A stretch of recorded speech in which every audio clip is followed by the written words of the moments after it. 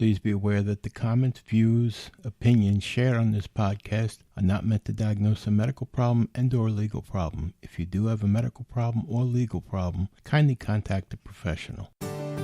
Welcome to An Apple a Day, a podcast, a resource, a community. Share your experiences and learn from others as we overcome barriers and learn to live a happy, healthy life with a disability. Welcome to the community. Here's your host, Jimmy Apple. Thanks, Casey. Hey, we have an announcer. Casey, we met her through Fiverr, and if you'd like to check out some of Casey's work, you can go on to www.famousapple.com and click on the Fiverr ad there, and go over and check her out.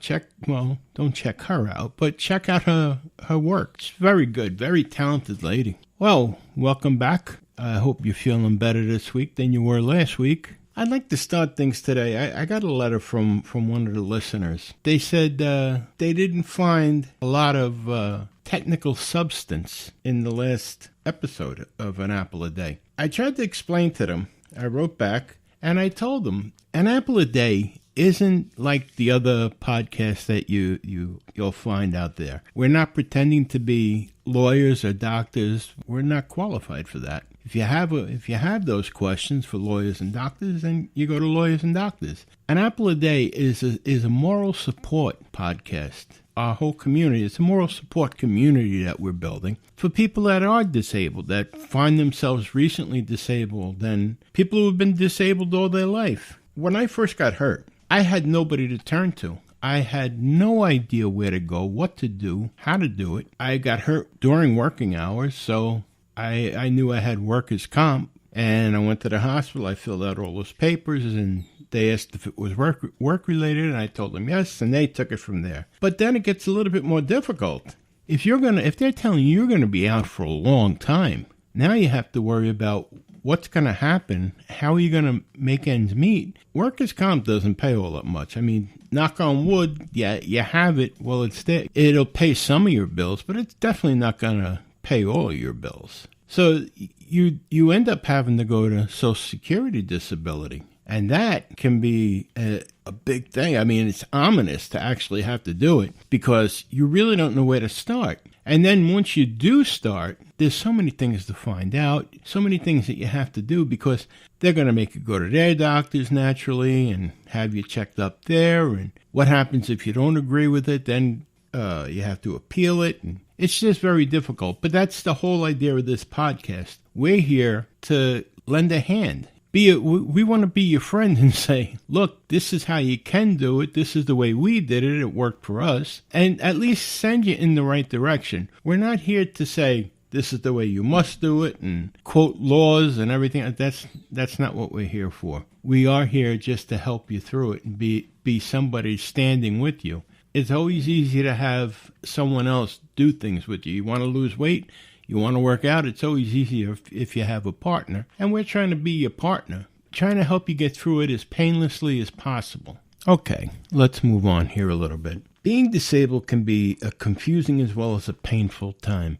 And sometimes trying to deal with the pain can make us unintentionally forget the other things that we're supposed to be doing. It can cause that confusion. And we start ignoring things that are necessary. So the readers of the website, www.famousapple.com, we all got together, and we made up this list of 10 things that every disabled person should be doing. And I'd like to share it with you. Number 1, listen to your doc. Follow all the instructions your doctor gives you, even if you feel something might not be effective. Make sure to keep all your doctor's appointments. It's very important, and it's easy to put off the doctor's appointments or forget about them. Number 2, take all your medication as prescribed. Don't stop taking any medication without your doctor's approval. Abruptly stopping any med can be dangerous, if not deadly. And that's the truth. That's not just there to scare you. Number 3, keep a normal schedule. When you're homesick, it's easy for your schedule to get turned around and upside down. Go to bed at your normal time. Wake up like you regularly would. Number 4, get dressed. Don't sit around in your pajamas all day. That can be depressing as all get out. Number 5, Eat normal meals. Don't sit around all day eating junk food. Eat breakfast, lunch, and dinner.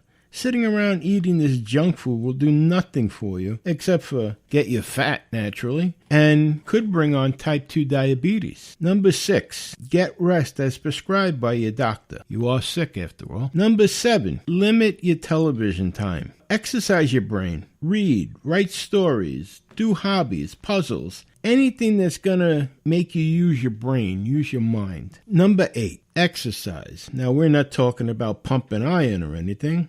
Unless, of course, the doctor told you to do that. Ask your doctor what kind of exercises you can do to keep the blood flowing. Believe me, that'll help you feel a lot better. Number 9, get some fresh air. If your doctor agrees, go outside, get some fresh air. Sit on the porch, sit in the driveway. If you're able to move around, walk around the driveway, walk around the porch. Just get that fresh air into you. That'll make you feel so much better. And number 10, socialize. Do not isolate yourself from other people or the outside world.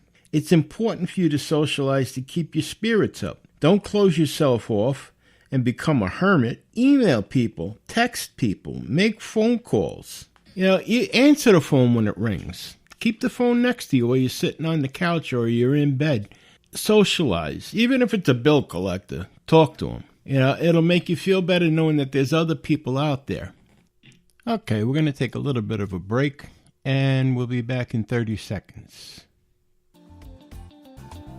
An Apple a Day is brought to you by www.famousapple.com. FamousApple.com is the home site for this podcast. There you're going to find articles about the topics we discussed. You're going to find our connections to our Facebook page, and you're even going to find connections to our private chat board.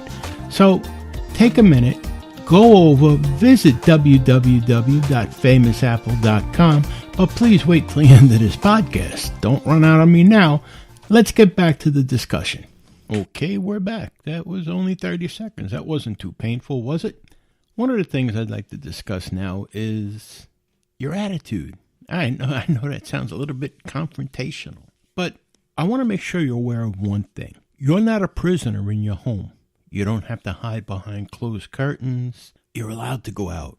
You're allowed to feel good sometimes. You're allowed to feel lousy other times, but you're allowed to feel good. That's a good sign that you feel good. You don't want to alienate anybody. When someone comes up to you and says, "Hey, how you doing?" Do you really think they want to hear your whole diagnosis? They don't. I know that sounds cruel, but they don't. I know I don't. When you say to somebody, "How you doing?" that's a greeting. It's like, "How are you, buddy? What's new?" They don't want to know what's new. It's a greeting. It's a salutation. Some people, a couple of people that I know, that somebody says to them, "What's new?" And they go into this whole tirade about, "Oh, I'm going to need an operation in a couple of years, and the doctor says I may not make it through the operation," and that. First of all, you're sick. People know you're disabled. There's no reason to embellish it. What doctor tells you that you're going to need this operation, but you may not make it? If some doctor told me that, boy, I want a second opinion, maybe a third and a fourth. Doctors don't say that. You're not living in a movie. You're not living on TV. Doctors are going to tell you, these are your odds. This is what it is. And they're going to tell you to make your decision. I had one guy at a party, and he's disabled. I still don't know how he's disabled, but he's disabled. And he's telling me that he's going to need this surgery on his back. But they're going to have to go in through his throat, and they're going to have to do this and do that. I'm going, wow, that sounds pretty serious. That's intense. And he's going on about this operation can kill me. I'm listening to him going, do you think you're impressing me by telling me this operation can kill you? I don't know. Why would you even say something like that? Then he goes on to say, the doctor told him that when it's time for the operation, he's going to get a phone call an hour ahead of time.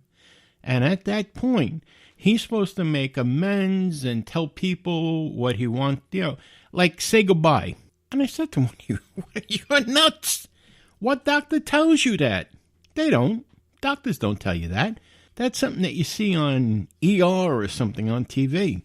You don't have to embellish. Like I said, you don't have to embellish your story. Your story's bad enough. You got hurt. You're not in work. You're not working anymore. That's terrible. That's a crisis. People look at you and go, "Oh, I'm sorry about that." But to embellish it for what? What's the reason? What do you get out of embellishing a story like that? Do you want people to say, "Oh my God, poor you"? I don't want people to say, "Poor me." I want people to look at me and say, "You know, he does pretty good for a guy with one leg. He does pretty good for a guy that can't feel his arm or his hands." I want them to say positive things. I don't want them to ever say, "Poor you." I have people come up and tell me that. They look at me and they say, "I could never do what you're doing. Oh my God, I feel so bad for you." Don't feel bad for me. You know what? I'm handling it. When people start giving me all this, "Oh, I feel bad for you. I don't know how you do it." I don't know about you, but that makes me feel kind of crummy. You know, I thought I was holding my own. I thought I was doing pretty good. And I appreciate the sympathy and I appreciate the empathy. But you know what? I'd rather you say, "Man, Jimmy, you're looking good. You're doing all right. You're doing good." You know, people are afraid. People are deathly afraid of admitting that they're feeling okay because they're afraid that disability is going to be taken away from them. Nothing's further from the truth. If you're truly disabled and you have doctor's appointments and you go to your doctor's appointments, what's the problem? Like I said, you're not a prisoner. They're not telling you you have to stay in bed. You know, someone said, if they tell you you're permanently disabled, you can't really do anything. What? That's kind of like the stupidest thing I've ever heard. I'm permanently disabled. You are. If you're listening to this, 9 times out of 10, so are you. You're permanently disabled. Do you hide from the outside world? Do you make them think that you're in bed 24 hours a day, 7 days a week? That's not being disabled. That's being a hermit. Unless you're a quadriplegic. But even a quadriplegic, they get out in their wheelchairs. They go out. They're in the sun. I know too many people that are on disability and they're panicking. Oh my God. They panic and think that they're being watched at every moment. To me, what that says is, I'm not going to say that they're faking it 100%, but I think they're faking a bit. If you're worried that someone's going to see you walking or getting in your car or sitting out on your front porch, then there's something wrong. If you're paranoid, you're absolutely paranoid. If you're worried that somebody's going to come around the corner and take pictures of you. I have a friend of mine that is like that. And I have my doubts about him being as disabled as he claims, because he'll walk around like he's doing the Harlem Shuffle, I guess you'd call it. And, you know, he's beeping and bopping and nice guy, very nice guy. But by the same token, he's telling me that he's almost crippled. He can't, he's got pins and anchors and holding his leg together with glue and all this other. Yet the guy climbs ladders. He climbed a ladder, put a roof on his house. He put a zip cord up in the backyard for his son. He rode the zip cord. That is the guy that's supposed to have a bad back and bad legs, and he's afraid he's never going to walk again. He was out riding a bicycle. But at the same token, then he's telling me, "I'm afraid, you know, I always have my cane. You know I'm disabled." And he's trying to convince himself by trying to convince me that he's disabled. I remember, now, if you're on Social Security disability for any amount of time, you get this questionnaire in the mail every couple of years. And they're asking you for an update on your condition. You know, have you seen the doctors? Have you been in a hospital? Have you had any procedures or operations done? Stuff like that. So this guy gets it. You know, he gets this paper and he comes to me right away. He says, "What do they think? I'm kidding?"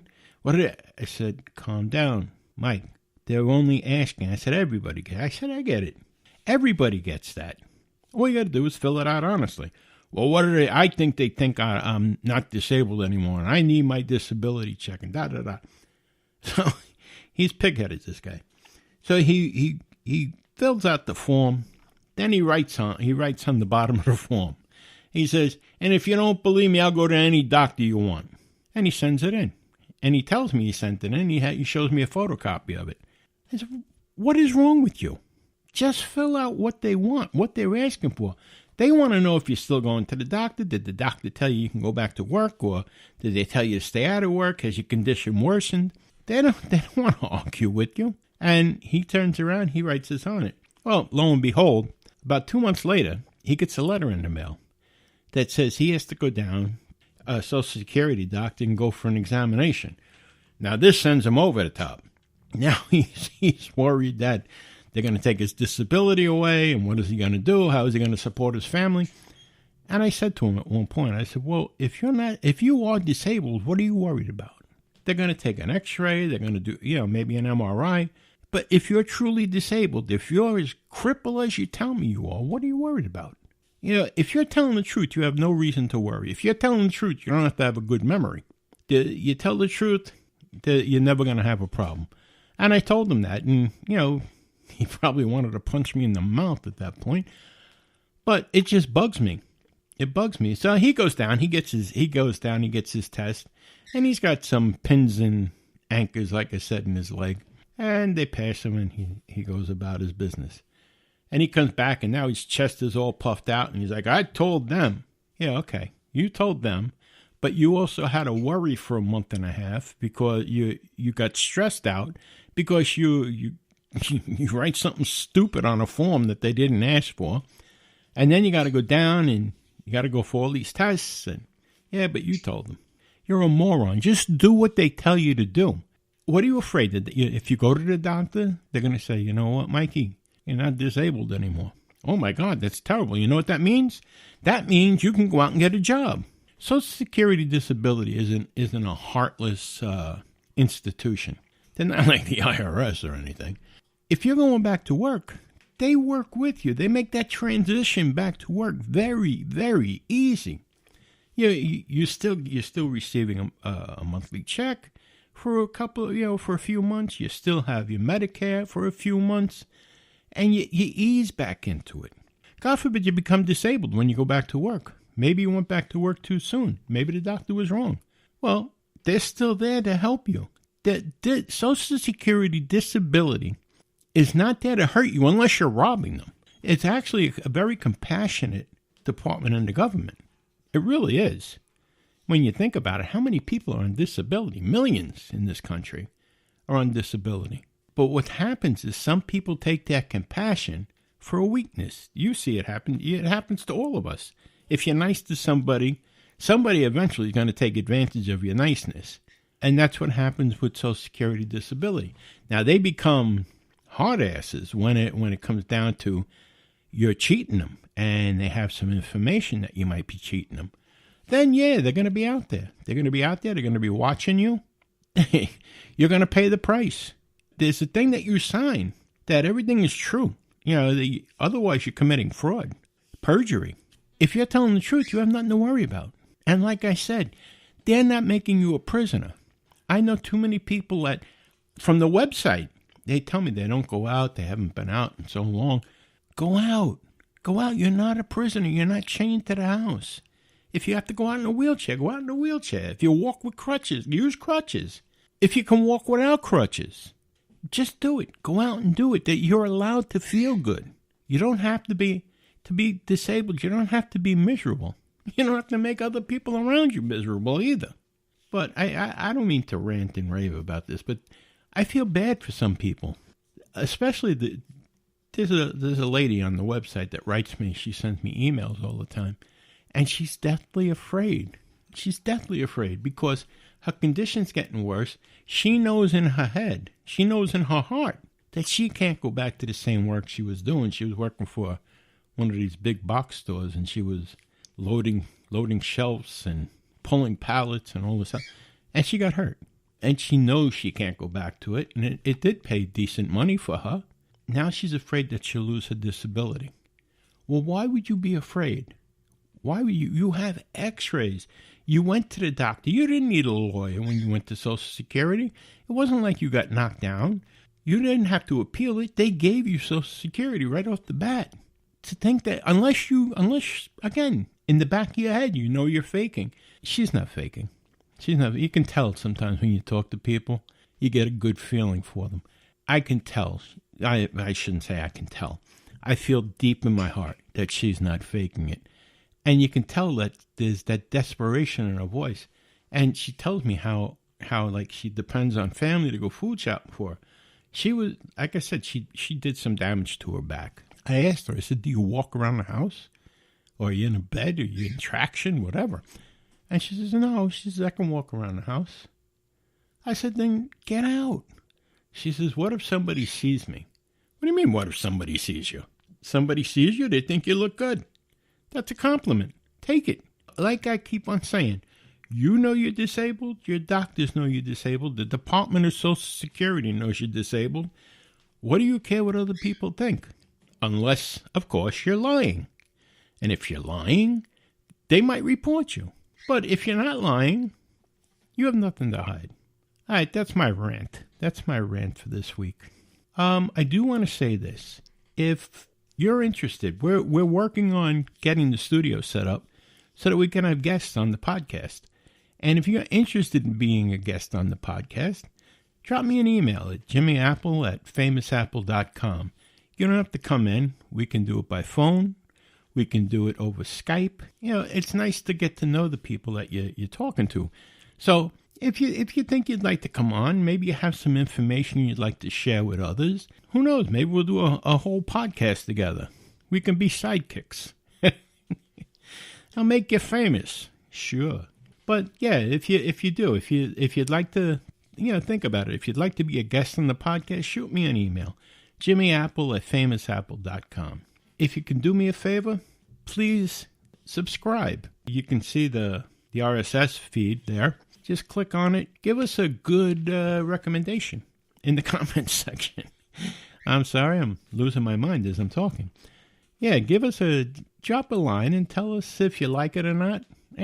Don't be afraid to tell me you don't like it. Other people will. Yeah, if you like it, let us know. Let other people know about this, and hopefully we can build this up. Well, I'd like you to have a good week. I hope you feel better, and I'll talk to you next week. Feel good, my friends.